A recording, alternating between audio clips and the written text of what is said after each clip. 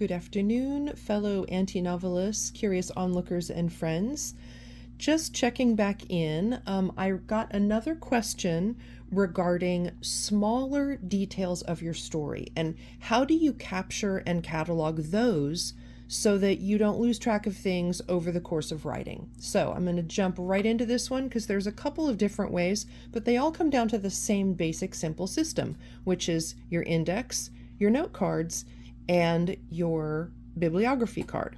So in this case, because we're talking about the creativity of developing characters, we're going to take the bibliography card off the table because this just involves your main character cards and your index. So here we go.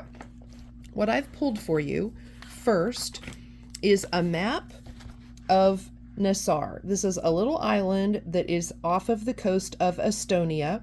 And this island is a place where my main female character's ancestors come from.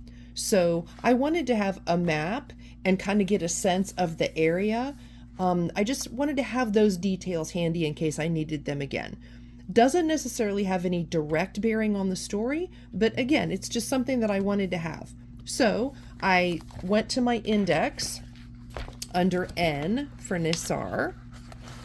And you'll see I've made a little note there, 7110.1. And I've also put that little number on the map and the packet that contains that research. So I can find my way back to it. Now you'll notice in my index, there's also a note here that says Terra Feminarium. That's another name for that same island. So I'm just making a note to myself. And if I were to go over to T, I would find this same note in reverse with that number that tells me this is all the same place and this is where I'm going to find that information. So that is how you would orient a place using a map, certain physical specific descriptions or details, anything like that that may have relevance to setting. But let's take setting a little further and let's see what I have in my index. Under S for setting, I have two entries. I have 1110.3 and that notes theory. So in the book Zettelkasten for Fiction, Where Imagination Finds Order, which is the book that I'm writing for you, my theory section about addressing and working on setting lives under that 1110 number. However, there's a second entry that says setting TCS. That is the abbreviation for my novel title, The Conjuring Stitch. Those details live under 7801 and there's a plus. That tells me that there are multiple cards at that address.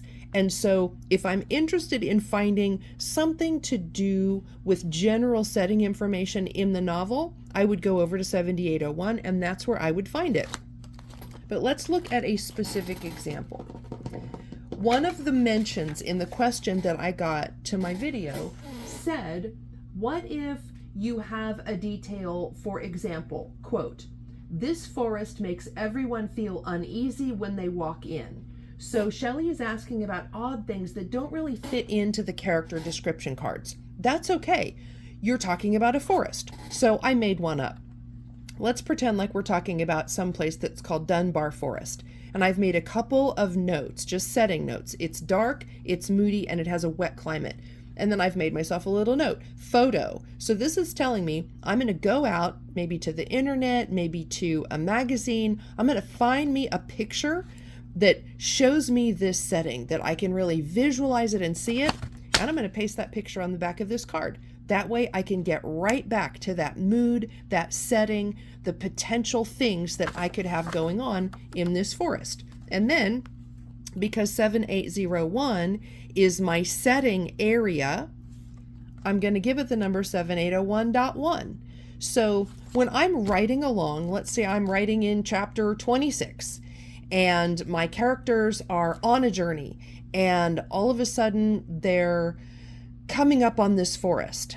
I'm just going to know as the author that if I want details about this creepy forest, number one, I'm going to remember that I captured it in the card and that I saved a picture of it for reference. So I'm going to go to settings. I'm going to look up and see where I have my general setting information, and I'm just going to go over to my box. I'm going to pull all of those cards, and I'm just going to flip through them and find the one that has relevance to that scene that I'm working on. I do this with conversation. I have a whole section in my box that's labeled dialogue, and I have sections for arguments, sections for light disagreements, sections for funny bits of conversation or things that are kind of comical or quirky. I collect conversation bits from all over the place. Sometimes I hear something at a grocery store or at a coffee house, or sometimes one of my kids will say something and it'll just crack me up. So I will put that down under funny conversation and just put that entry on one of those cards and file it over in my box. And then I'm going to reference that here under dialogue, under funny conversation, and it's going to send me over to that section of my box. So if I'm looking for one of those funny exchanges to use out of the mouths of my characters, I know where to go to find it. So let me show you a third example right quick. For this one, we're going to go into my character binder. This is my original recycled Happy Planner, which I love so much because it was gifted to me by my daughter. And this is where all of my main character information was born. Okay, so this is before I did their character worksheets, their development worksheet, which I'm including in the book for you to copy and use. These were just my early notes. But what I've done is once I developed my character development guide, that tool for writing out all of your character details, once I developed it, I just printed out a hard copy and I stuck it in the front of this planner. So I've always got a fresh one at hand when I'm ready to create cards. So let's use Chad because we've been talking about him already. Let's go to Chad's F1 card where I talk about his physical fears. I make a note that he's never broken a bone and he has a fear of serious injury. That may or may not be important. Who knows? It may come up, it may not. But this is the F card is what asks you in the development tool. Let's go to the F card and see what it says. F. What is their greatest physical fear, their greatest mental fear, and how do they respond to emotional pain? So this might be an instance where you just list those things out because you don't know if you're going to need them. But then let's go a little deeper and let's look at card number 8. This card says, what do they most often dislike about others? Okay, so this is the H card. Let's see what Chad has on his H card. Dislikes in others. I just have noted that he has an enemy rival who is yet to be named. But under dislike for others, Chad doesn't have any hallmarks or any identifying bits of information there because Chad is pretty good-natured. He tends to see the best in people. So leaving that blank reminds me that disliking others is not something that is a part of who Chad is, though it does happen when he encounters a certain gentleman where all of a sudden the green-eyed monster raises its head. So that is out of character for him, which is why it is striking because he's generally so good-natured. But let's look at Tara's card. Tara has a fear of riding horses because she had a riding accident as a 9-year-old. That doesn't seem important at the time. And when I was going through and doing her character, filling out her information, it wasn't really relevant.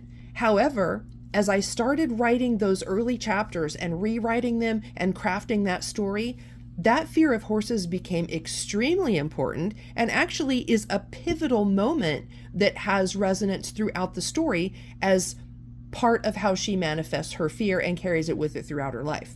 So again, fear of horses, that could mean anything or it could mean nothing, but it ended up being quite significant. So as I started thinking about how I could use that, I went back to her character cards and really dug into what was that situation, how did it come about, and why is it important as the story develops and grows. So another example that was asked of me in a video was, what if it's just a random detail, like Amy didn't like him the moment she saw him? Well, there's a couple of places you can put this. Number one, you're referencing a character named Amy. So I'm going to put that under things Amy dislikes about people. And I might even reference that note or that bit of writing in my card, again, so that I can always find my way back to it when I'm looking. So it's going to go in my index under A for Amy and maybe in parentheses, dislikes. And then I'm going to say she dislikes Jim as soon as she sees him. So I can re-prompt that in my memory as soon as I see it on my card and as soon as I see it in my index. So that's how I'm just leaving myself a trail back to those seemingly insignificant details that could very well come back later in the story and become important. So I will leave you there today. That's diving a little deeper into how to capture what could be significant or maybe insignificant details, again, by using either the setting or the scene as the place where those get saved, or by hanging them on a character as a place that they get saved. Or you're going to create a section, like for example, my dialogue section that has all different kinds of conversation, and those bits are going to get saved under conversation. And then when you're writing dialogue or you're thinking about a conversation, you can pull that section of cards and choose from the things that you've saved over time so that you can find the one that best suits the situation. So I hope that was helpful. As always, thank you so much to my subscribers. I am grateful for each and every one of you, and thank you for your time. I know that is our most precious resource, and I do value very much that you choose to spend at least a little bit of your time with me. So I'll leave you there for today, and I will see you tomorrow.